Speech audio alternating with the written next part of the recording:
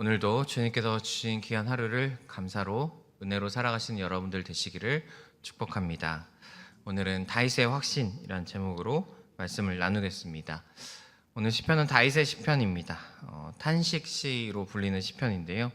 이 탄식의 이유를 살펴보자면 13절과 12절 말씀에 보면 이 친구의 배신, 나랑 가까운 사람의 배신을 알 수 있습니다.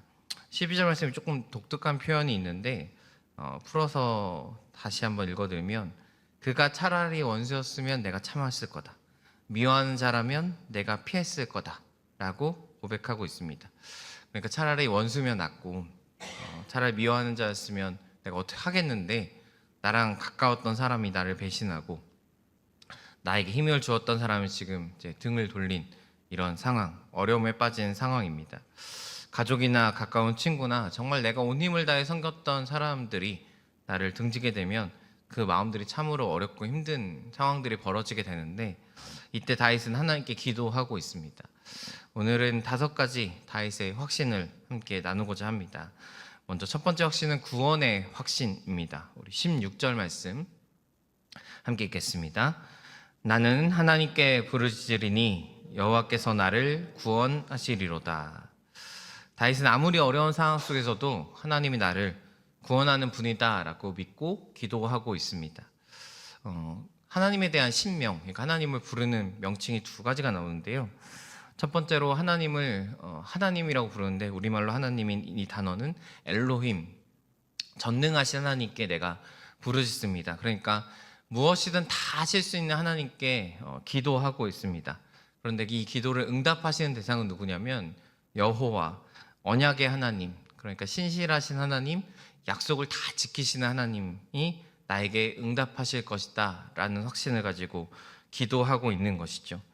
무엇이든지 할 수 있는 하나님께 기도하면서 반드시 응답하시는 하나님이 나와 함께 하신다라는 확신, 이것이 구원의 확신이 되겠습니다.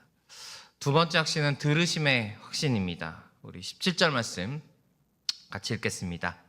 저녁과 아침과 정오에 내가 근심하여 탄식하리니 여호와께서 내 소리를 들으시리로다. 아멘. 저녁, 아침, 정오라는 유대인의 시간 계산법이 나오는데, 하루의 시작을 아침부터 계산하는 게 아니라 저녁부터 해가 떠오르는 시간으로 계산을 해 나갑니다.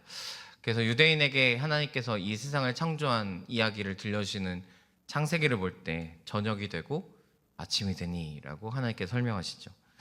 생각해보면 우리도 비슷한 이야기들을 하는데, 밤낮 없이 일한다, 낮밤 없이 일한다, 뭔가 되게 어색하잖아요. 우리도 은연중에 밤이 먼저고 낮이 온다, 이런 생각을 가지고 있는 것 같습니다. 다윗은 기도합니다. 하나님께서 내 소리를 들어주신다라고 확신하며 기도합니다. 오늘 우리가 하는 기도는 막연한 대상에게 하는, 그냥 누군가가 내 소리 좀 들어줬으면 하는 생각으로 하는 기도가 아니라, 살아계신 하나님, 그리고 우리의 기도에 귀를 기울이시고 응답하시는 우리 하나님께 기도하는 줄로 믿습니다. 세 번째 확신은 보호의 확신입니다. 우리 18절 말씀인데요, 함께 읽겠습니다. 나를 대적하는 자 많더니 나를 치는 전쟁에서 그가 내 생명을 구원하사 평안하게 하셨도다. 나를 치는 전쟁은 단순한 전쟁이 아니라 백병전을 의미합니다. 그러니까 적군과 지금 내가 굉장히 근거리에 있는, 그리고 그 사람들이 막 뒤섞여서 혼잡해 있는, 그러니까 순간 내가 적군을 놓치면 죽을 수 있는 굉장히 위협적인 전쟁을 의미합니다. 이런 전쟁 가운데 다윗은 하나님께서 내 생명을 구원하여 주시고 또 구원을 넘어서 평안하게 해줄 거라고 확신하며 기도하고 있습니다. 하나님은 우리를 보호하시고 하나님은 우리를 끝까지 책임져 주시는 우리의 하나님이신 줄로 믿습니다. 우리가 이 보호의 확신 가운데 기도할 때 내가 정말 그 치열한 전쟁 가운데 적군이 정말 나의 근거리에 가까이 다가올 동안 우리가 위협에 빠질 수도 있지만, 하나님, 내가 정말 어려운 상황 가운데 기도하고 있는데 하나님 아직도 응답하지 않으십니까? 아직도 응답하지 않으십니까? 라는 어떤 긴박한 상황 가운데 우리가 놓일 때가 있지만, 우리가 확신해야 될 것은 하나님께서는 그런 상황 가운데 끝까지 우리를 보호하시고 반드시 하나님의 때에 우리를 구원하여 주실 줄로 믿습니다. 네 번째 확신은 일하심의 확신입니다. 우리 20절 말씀 같이 읽겠습니다.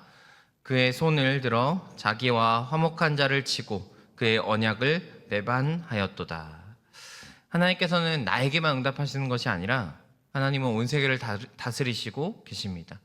그래서 하나님께 기도하면 나에게 능력을 주시고 힘을 주셔서 그 위기를 이기게도 하시지만 때로는 하나님이 직접 일하실 때가 있습니다. 특히 이런 사람과의 관계의 경우, 내가 저 사람이 좀 바뀌었으면 좋겠다, 혹은 저 사람이 좀 멈췄으면 좋겠다 할 때 나에게 힘을 주셔서 힘으로 그 사람을 제압하는 경우는 사실 별로 없잖아요.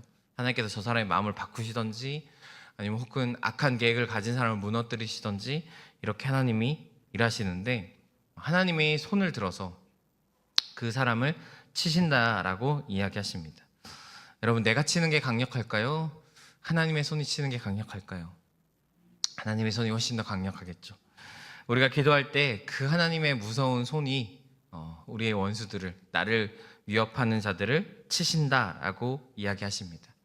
이 하나님의 손의 무서움을 또한 23절에 이렇게 나타납니다. 우리 23절 말씀 같이 읽겠습니다. 하나님이여, 주께서 그들로 파멸의 웅덩이에 빠지게 하시리이다. 피를 흘리게 하며 속이는 자들은 그들의 날에 반도 살지 못할 것이나 나는 주를 의지하리이다. 하나님께서 손으로 치시면 그들을 파멸의 웅덩이에 빠지게 하신다라고 합니다.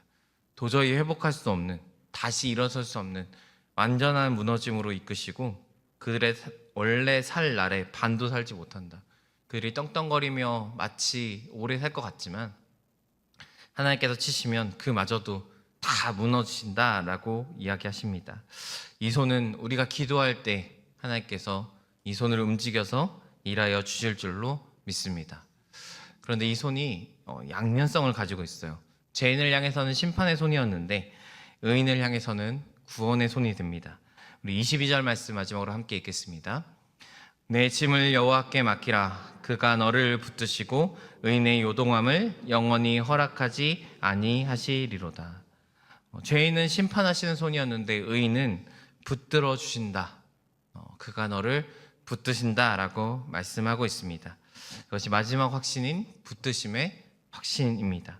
그 강력한 손으로 이 세상의 모든 것을 무너뜨리시고 파멸의 웅덩이에 넣으실 수 있는 그 능력의 손으로 우리를 붙잡아 주신다라고 이야기를 하고 계십니다. 내 힘으로 버티는 것이 아니라 우리가 기도할 때 하나님이 우리를 붙잡고 버티게 하시고요, 흔들리지 않게 하시고 결국 이기게 하실 줄로 믿습니다.